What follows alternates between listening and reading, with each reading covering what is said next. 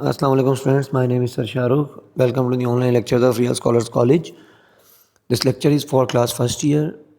We were discussing the chapter number 8 about waves, and we have concluded in the last lecture about the speed of sound in air, which was found to be 281 meter per second theoretically, and experimentally it was 332 meter per second. So we have seen that there was a 16% error between them, or a mismatch between them, and we considered this an isothermal process. But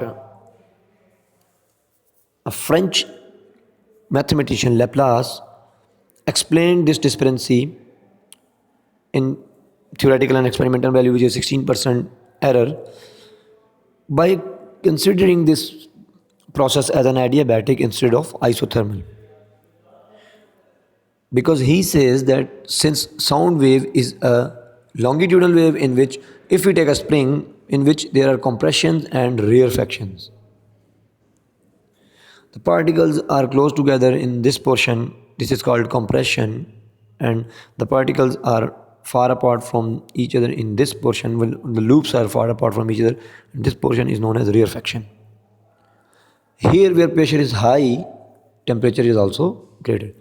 The temperature will become greater, and where the pressure is low, because the particles are far apart from each other, they are not compressed between each other, less pressure it is less pressure here, so temperature will also be less, which means temperature cannot be constant even if the spring or the system is isolated. So which means that this process is adiabatic process instead of being isothermal. How I cannot say that this is an isothermal process? Because heat cannot be lost or gained by the sound wave, because light waves travel with very greater speed.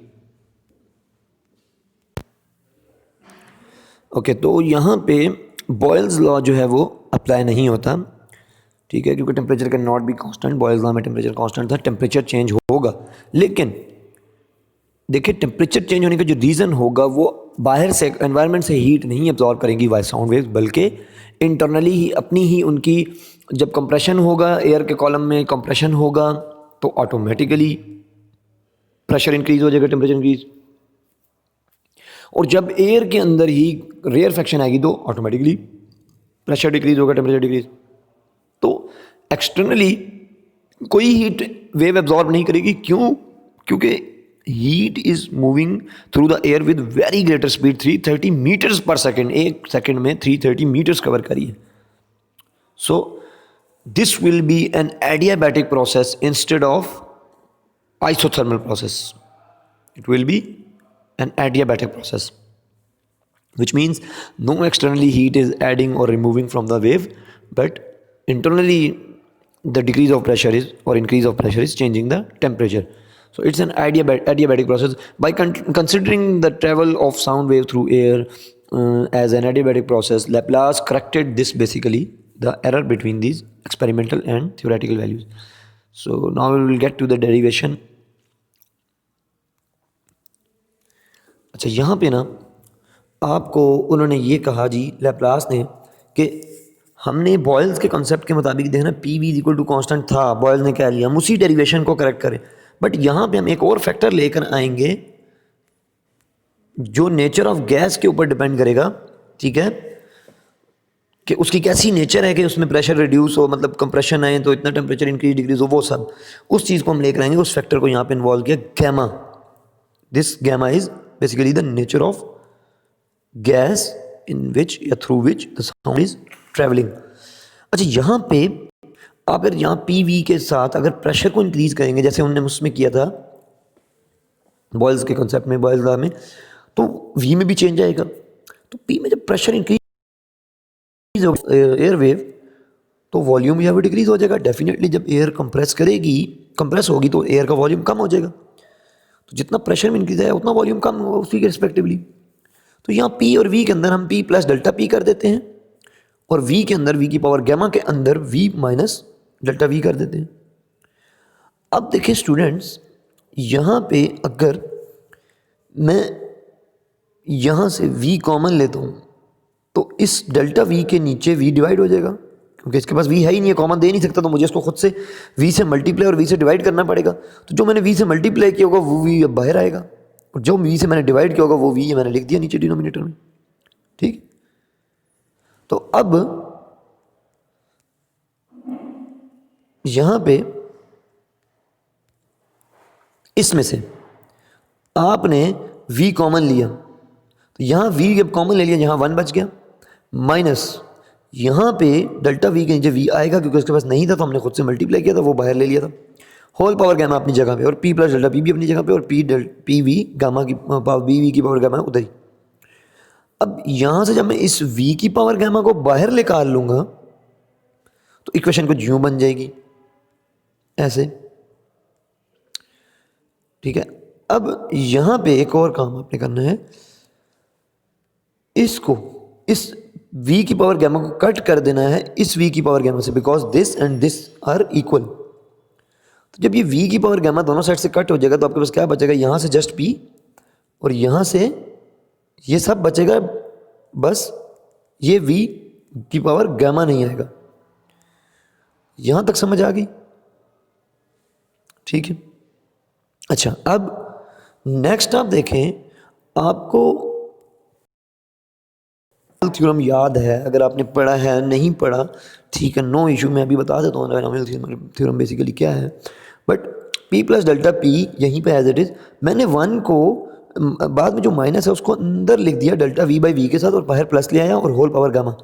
क्यों किया मैंने ऐसा? क्योंकि मेरे पास एक binomial theorem है जो ये कहता है कि, इसको देखें यहाँ से, जो ये कहता है कि 1 प्लस x की होल पावर अगर n है और x अगर आपका लेस देन 1 है तो उसके लिए बायनोमियल थ्योरम एक लगेगा। वो कैसा लगेगा वो भी हम अप्लाई करते हैं, बट यहाँ पे पहले देखें क्या x हमारा लेस देन 1 है या नहीं।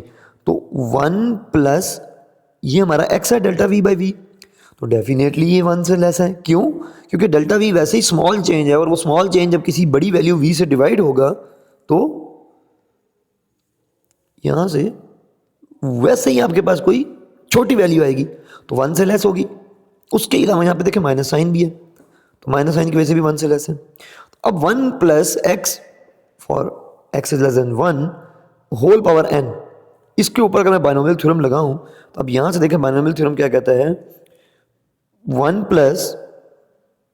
प्लस पावर यानी n इंटू एक्स, यानी जो हमारे पास डेल्टा v बाई वी है, plus n into n minus 1 यानी गैमा इंटू गैमा माइनस 1। ये देखें मैं साथ साथ लिखता भी हूँ, 1 प्लस n हमारा क्या है, पावर क्या है, गैमा, गैमा लिख दी, गैमा आ गया n की जगह। ठीक है, आगे x आएगा साथ n के, तो x हमारा क्या था, ये minus delta v by V, ये लिख दिया, प्लस n मतलब गैमा अगेन, n माइनस 1 मतलब gamma minus 1 divided by 2 factorial into X का स्क्वायर मतलब हमारा x क्या था, minus V by delta V, ये हमने वही किया, उसका स्क्वायर लिख दिया यहाँ पे, प्लस एंड सो ऑन, यहाँ पे प्लस सो ऑन जाते रहेंगे। इसी तरह फिर क्या आएगा, gamma into gamma minus 1 gamma minus 2 divided by 3 factorial into minus delta V by V की होल पावर 3, प्लस इसी तरह gamma into gamma minus 1 gamma minus 2 gamma minus 3 divided by 4 factorial. इस तरह चलता जाएगा आगे ये सीरीज। बट हम हायर पावर्स को नेग्लेक्ट कर रहे हैं along with this power, squared power.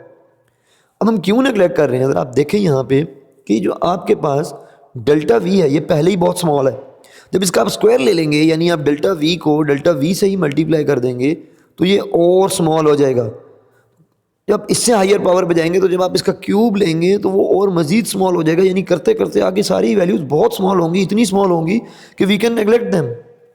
तो हम क्या कर रहे हैं, यहाँ पे हायर पावर टर्म्स को नेग्लेक्ट कर रहे हैं बायनोमियल एक्सपेंशन की। ठीक है, तो हमने इसको एक्सपेंड कर दिया बायनोमियली इस तरह, इसको देखें गौर से ज़रा। ठीक है, फिर हायर पावर को जब नेग्लेक्ट किया तो ये वाली टर्म हमारी क्या होगी, 0, और इससे आगे वाली भी सारी 0 हो गई, सिर्फ ये वाली टर्म बची। अब इसको लिखते हैं यहाँ पे, यहाँ 1 minus gamma delta V by V, ये जो माइनस था वो बाहर आ गया, ये वाला दरमियान में जो ये माइनस। ठीक है, अब ये रिलेशन आपके पास, ये वाला रिलेशन कुछ इस तरह से बन गया, P is equal to P plus delta P और इसको जब हमने एक्सपेंड किया तो जस्ट हमारे पास ये वाली टर्म बची, बाकी हायर पावर रिड्यूस होगी, नेग्लेक्ट होगी, सॉरी। अच्छा, अब करना ये है कि जब आपने इस पी को और पी प्लस डेल्टा पी को इसके अंदर मल्टीप्लाई करना है तो ये बनेगा आपके पास, सिंपली मल्टीप्लिकेशन की है। अब यहाँ पे अगेन देखें, डेल्टा पी भी एक स्मॉल वैल्यू है, डेल्टा वी भी एक स्मॉल वैल्यू है। जब दो स्मॉल वैल्यूज आपस में मल्टीप्लाई होंगी तो रिजल्टेंट और भी स्मॉल आएगा। ऊपर से सोने पर सुहागा ये कि वो डिवाइड भी हो रहा है वी से, मतलब पहले कोई छोटी वैल्यू आ रही है और ऊपर से वी से डिवाइड भी हो रही है, तो ये वाली तो हो जाएगी भाई बहुत छोटी, तो इसको हम कर देते हैं नेग्लेक्ट, अप्रॉक्सीमेटली 0। ठीक है, इसको हमने नेग्लेक्ट कर दिया पूरी टर्म को। अब हमारे पास क्या, यहाँ से अच्छा पी भी कट गया, तो उस साइड पे पी जब उधर जाके माइनस, अब ये चीज़ माइनस के साथ जो लिखी है इसको जब हम दूसरी साइड लेकर जाएंगे ये उधर जाके क्या हो जाएगी, प्लस। ये देखें, एक minute, let me show you. ये देखें